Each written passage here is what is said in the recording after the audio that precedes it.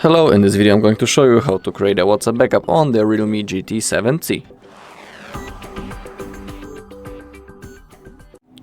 Alright, so let's begin. So to do it we need to open up our WhatsApp, and once we are here we need to click on those three dots in the top right corner, and now we can get access into the settings.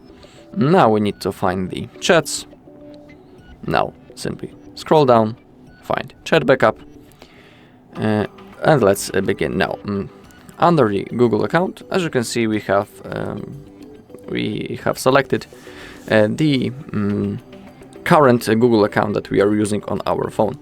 In the settings, I mean. If you want to add another one, you can click on right in here, and basically on that email which is selected, the WhatsApp backup will be stored. So if you want to restore the backup in the future, you will need to be logged into the same Google account on which you are making the backup right now. It is crucial, so remember about it. Now in this bar you can simply type your another email that you want to use for the backup, and also you can also create a new account for that by clicking on here.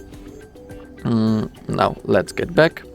Now below we have something called automatic backups. Defaultly this option will be set on off, but as you can see we have the daily, weekly, monthly, or only when it's a backup mode. So for example, currently it's on the weekly, and that means that the backup will be automatically made each week, and I don't need to do this manually. It is really convenient and comfortable option. So for example, you won't forget about making your backup. You can select one of those options that you want. Alright, below we have option to include the videos. We can enable it because normally it will be disabled. You can also see below how many megabytes will be backed.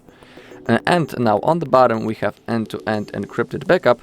If you choose to turn it on, in here basically you can create a unique password that you'll need to type in the future if you want to restore your backup. So if you choose to create it, please don't forget it, otherwise you won't be able to restore your chats. Alright, and now once everything is selected and known, we need to click on this green button, backup. Just like that. Now let's simply wait. In my case it's not gonna take much time because I don't have that many messages. Boom, as you can see it took like 3 seconds. And now above the backup button we can see when the last backup was made. So in my case it's like 30 seconds ago, and below we can see its size.